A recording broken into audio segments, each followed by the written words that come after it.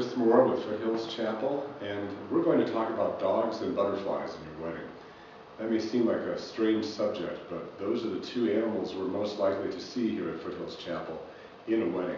And for a while we actually didn't allow dogs because there were a lot of problems with them. We didn't really fully understand how to make having your beloved pet be a part of the wedding.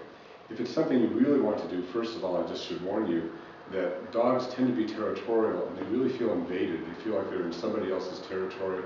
And people tend to come up to dogs a lot at weddings. Right before the wedding, people are just coming over to them and petting them one after another. And very, very well-behaved dogs that are very friendly to people, that enjoy being at parties and are very comfortable because of the high energy and the extra attention that dogs get at a wedding. Sometimes they just get overwhelmed. One dog just bit everybody around them. Another dog just got so upset that he just completely lost it and evacuated so badly that they had to take him to a car wash. So there's some very major problems that do come up with dogs. There was another dog that was actually up at the front of the chapel over there, curled up in the dog fetal position. It was not a pretty sight to see. And these are well-behaved dogs. So first, be sure your dog is well-behaved. But the main thing is to take care of that overwhelming energy that dogs tend to feel at a wedding. Remember, when you love your dog, it's because they are so open to their own feelings and they give you a direct emotional connection that you enjoy so much. And so they're very, very much a part of your family, very, very much a part of your life. And so it's understandable to want them to be there. And it's also understandable, I think, to make sure that their day is okay. They may be better off at home in many cases. But if they're well behaved and used to large crowds and they know how to heel and that sort of thing, what I'd recommend is that you have a friend of yours or a family member who's a little on the shy side, who knows the dog, and the dog can have an opportunity to just be with that person.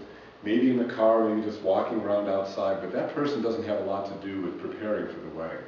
And then the dog never really appears until the most calm part of every wedding, which is the wedding ceremony itself. So the doors open back here, and when the time comes for the dog, maybe the dog is the ring bearer. You have the rings on top of the dog, and that's really cute. You can dress the dog up in a tuxedo. I've seen all those kind of things. But you just have the dog heeling along next to your brother or your sister or a good friend of yours.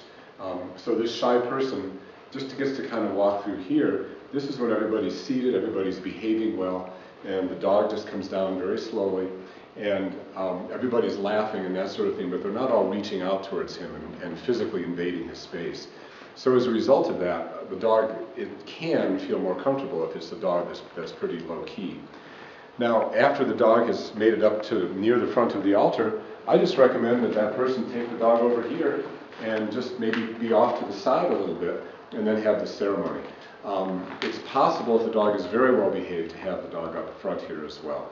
But do be aware that there's a lot of potential problems with having your dog.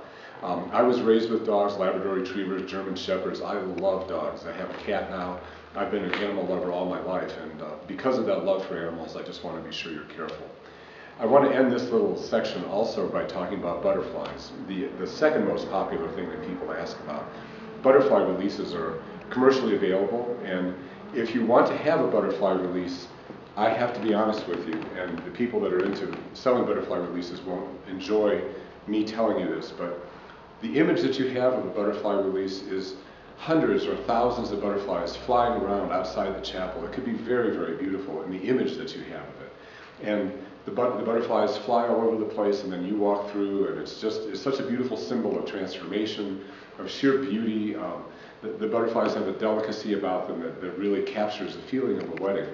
The reality of butterflies is much, much worse. Every single time I've seen people with butterflies, you open up the little butterfly box, and the butterfly falls out onto the ground, and the butterfly flaps its wings kind of half-heartedly and slowly dies. It's a very, very painful thing to watch. And I haven't seen an exception to that. The butterflies are in bad condition by the time they get here.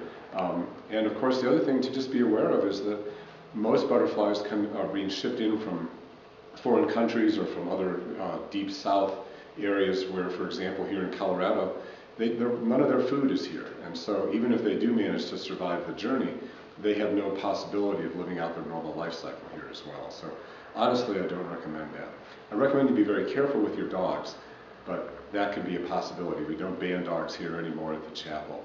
I hope this helps, and if you have any questions, just call us at Foothills Chapel.